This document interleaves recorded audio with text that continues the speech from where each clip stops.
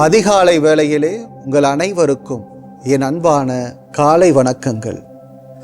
என்னோடு சேர்ந்து இந்த தியானத்திலே பங்கெடுக்க உங்கள் அனைவரையும் அன்போடு அழைக்கிறேன்.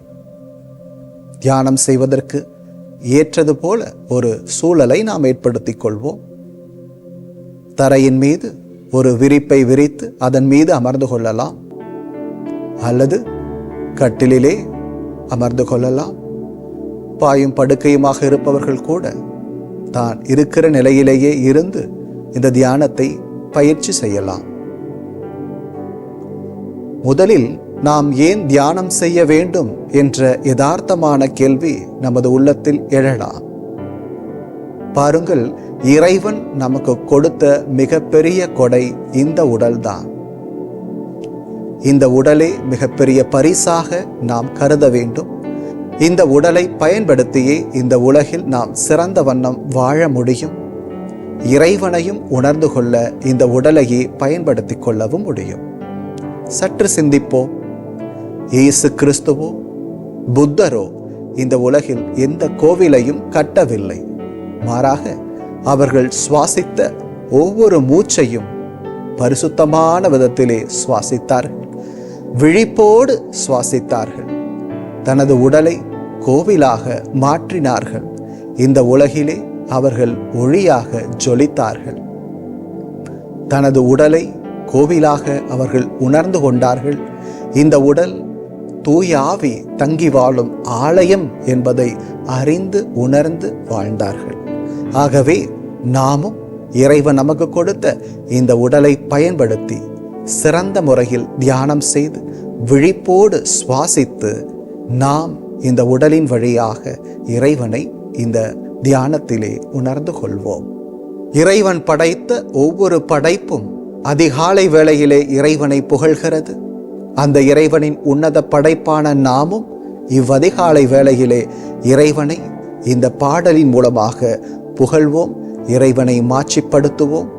இந்த பஜனிலே நம்மையே இறைவனோடு இணைத்துக் கொள்வோம். கண்களை மூடியவர்களாக இந்த பஜனை முழு மனதோடு கூட, ஆர்வத்தோடு கூட, அன்போடு கூட, விசுவாசத்தோடு கூட பாடி துதிப்போம். தாய்மடியில் தன்னை மறந்த குழந்தை போல பரிசுத்தரே உம்மடியில் இளைப்பாறுவே. தாய்மடியில் தன்னை மறந்த குழந்தை போல பரிசுத்தரே உம்மடியில் இளைப்பாறுவே. தாய்மடியில் தன்னை மறந்த குழந்தை போல பரிசுத்தரே உம்மடியில் இளைப்பாறுவேன். தாய்மடியில் தன்னை மறந்த குழந்தை போல பரிசுத்தரே உம்மடியில் இளைப்பாறுவேன். உம்மை நம்பி நன்மை செய்தே, உம்மை நம்பி உன்னோடிருப்பேன். தாய்மடியில் தன்னை மறந்த குழந்தை போல பரிசுத்தரே உம்மடியில் இளைப்பாறுவேன். உம்மை தேடி ஓடி வந்தே, உம்மை பார்த்த என்னை மறந்தேன். தாய்மடியில் தன்னை மறந்த குழந்தை போல பரிசுத்தரே உம்மடியில் இளைப்பாறுவேன். எந்தன் இன்பம், எந்தன் ஏக்கம், எந்தன் வழியே, எந்தன் மொழியே. தாய்மடியில் தன்னை மறந்த குழந்தை போல பரிசுத்தரே உம்மடியில் இளைப்பாறுவேன்.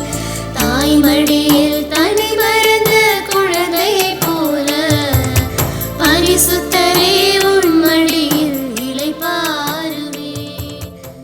அன்பார்ந்தவர்களே, இறைவன் நமக்கு கொடுத்த மிகப்பெரிய கொடை இந்த உடல்தான்.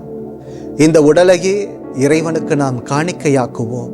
இந்த தியானத்தின் மூலமாக உடலின் ஒவ்வொரு உறுப்புகளையும் இறைவனிடம் சமர்ப்பித்து அவற்றை இன்னும் அதிகமாய் பராமரிப்பேன், பாதுகாப்பேன் என்று சொல்லுவோம். உறுதி எடுத்துக்கொள்வோம். ஒவ்வொரு உறுப்புகளின் வழியாகவும் இறைவன் நம்மோடு பேசுவதையும் நாம் இறைவனோடு பேசுவதையும் இந்த தியானத்தின் வழியாய் உணர்ந்து கொள்வோம். கண்களை மூடியவர்களாக ஒவ்வொரு உறுப்புகளையும் குறித்து தியானிப்போம். தலையை குறித்து சிந்திப்போம். நமது கவனத்தை நமது தலையிலே வைப்போம். உங்கள் தலைமுடிகளெல்லாம் எண்ணப்பட்டிருக்கிறது என சொன்னாரே இறைவன். இதோ நமது தலை இறைவனிடம் சமர்ப்பிப்போம். இறைவன் நம்மை நன்கு அறிந்தவராக இருக்கிறார். பாதுகாப்பாக நமது தலைக்குள்ளாக இருக்கிற அந்த மூளை, அதிலே எழுகிற சிந்தனைகள், அதிலே இருக்கிற ஆற்றல்கள் அனைத்தையும் இறைவனிடம் சமர்ப்பிப்போம். இறைவா, எனது அறிவு, எனது ஆற்றல், எனது திறமைகள் அனைத்துக்கும் காரணமான இந்த மூளையை கொடுத்ததற்காக உமக்கு நன்றி செலுத்துகிறேன் சுவாமி. நல்ல வண்ணம் சிந்திக்க நீர் எனக்கு ஞானத்தை கொடும். என் தலையை தொட்டு ஆசீர்வதியும். இதோ நமது கண்களை ஒப்பு கொடுப்போம். இறைவா, இந்த உலகை கண்டு ரசிக்க கண்களை கொடுத்திருக்கிறீரே சுவாமி, நன்றி சொல்லுகிறேன். இந்த கண்களே எனக்கு ஒளிவிளக்காக இருக்கிறது. ஒருவேளை இந்த கண் எனக்கு கொடுக்கப்படாமல் இருந்தது என்றால், இந்த பார்வையை நான் இழந்திருந்தேன் என்றால், நீர் படைத்த இந்த உலகையும் என்னையோ நான் பார்த்து கொள்ள முடியாது. இந்த கண்களை கொடுத்ததற்காகவும் இந்த கண்களின் வழியாக நான் பார்க்கிற ஒவ்வொரு காரியத்திற்காகவும் உமக்கு நான் நன்றி செலுத்துகிறேன். நல்ல வண்ணம் பார்க்க, நல்லதையே பார்க்க எனக்கு கற்றுத்தாரும் சுவாமி. நீர் கொடுத்த இந்த நாவுக்காக நான் நன்றி செலுத்துகிறேன். அன்பு இறைவா, பேசுகிற ஆற்றலை, பாடுகிற ஆற்றலை இதோ நீர் கொடுத்திருக்கிறீரே சுவாமி. இந்த நாவை நீர் ஆசீர்வதியும், தொட்டு ஆசீர்வதியும். நல்ல வண்ணம் பேச, நல்ல வண்ணம் பழக இதோ இந்த நாவு எனக்கு உறுதுணையாய் இருப்பதாக. இறைவா, ஒருபோதும் தீயதை பேசவோ, பிறர் மனது நோகுகிற அளவிலே எனது வார்த்தைகளை பயன்படுத்தவோ மாட்டேன் என இந்த நேரத்திலே உமக்கு உறுதி அளிக்கிறேன். நீர் கொடுத்த இந்த செவிக்காக நன்றி செலுத்துகிறேன். இந்த காதுகள் ஆசீர்வதிக்கப்பட்ட காதுகளாக இருக்கிறது.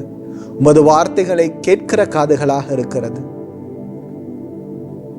இறைவா, நல்ல வண்ணம் இந்த உலகில் நான் வாழ நல்ல காரியங்களை மட்டுமே கேட்பேன் என உறுதி எடுத்துக் கொள்ளுகிறேன். நீர் கொடுத்த இந்த கைகளுக்காய் நன்றி செலுத்துகிறேன்.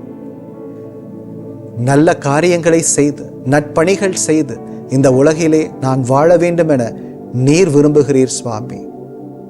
நற்காரியங்கள் புரிந்து உம்மை மாட்சிப்படுத்துவேன். அதற்கு இந்த கரங்களை நான் பயன்படுத்துவேன்.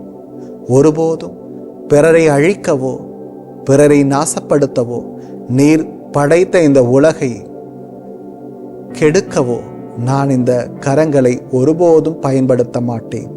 எனது உடலையும் இந்த உலகையும் பராமரிக்கவே இந்த கரங்களை பயன்படுத்துவேன் என உறுதி எடுத்துக் கொள்ளுகிறேன். நீர் கொடுத்த இந்த கால்களை நினைவு கூறுகிறேன். பலமான ஆற்றல் வாய்ந்த கால்களை எனக்கு கொடுத்திருக்கிறீர். இவற்றை கொண்டு நான் நடக்க, ஓட என்னால் முடியும். ஆனால் சரியான பாதையிலே நான் பயணம் செய்ய இதோ இந்த நேரத்திலே நான் ஒரு சரியான முடிவை எடுக்கிறேன். ஒருபோதும் தீய வழியில் செல்லுகிற மனிதனாக நான் இருக்க மாட்டேன் என நினைவு கூறுகிறேன். இறைவா, நீர் எனது உடலிலே படைத்திருக்கிற ஒவ்வொரு உறுப்புகளும் உமக்கு நன்றி செலுத்துகிறது. இந்த உறுப்புகள் வழியாகவே என்னை நீர் பலப்படுத்தி கொண்டிருக்கிறீர். நீர் படைத்த ஓர் உறுப்பு பலம் எழுந்தாலும் இதோ நான் நொடிந்து போவேன், நோயாளியாய் மாறி விடுவேன். ஆனால் நீர் அவை அனைத்தையும் சரியான விதத்திலே படைத்து எனக்கு கொடுத்திருக்கிறீர். அவற்றை வீணடிக்கவோ கெடுக்கவோ நான் முயற்சி எடுக்க மாட்டேன். நீர் கொடுத்த இந்த உடலை பராமரிப்பேன். இந்த உடலில் இருக்கிற ஒவ்வொரு கருவிகளையும், ஒவ்வொரு உயிர் உறுப்புகளையும் உமது அன்பு கருவிகளாக நான் பயன்படுத்திக் கொள்வேன். இந்த உலகிலே நல்ல வண்ணம் வாழ எனது உடலை நீர் கொடுத்திருக்கிறீர். அதற்காய் மனதார நன்றி செலுத்துகிறேன் சுவாமி.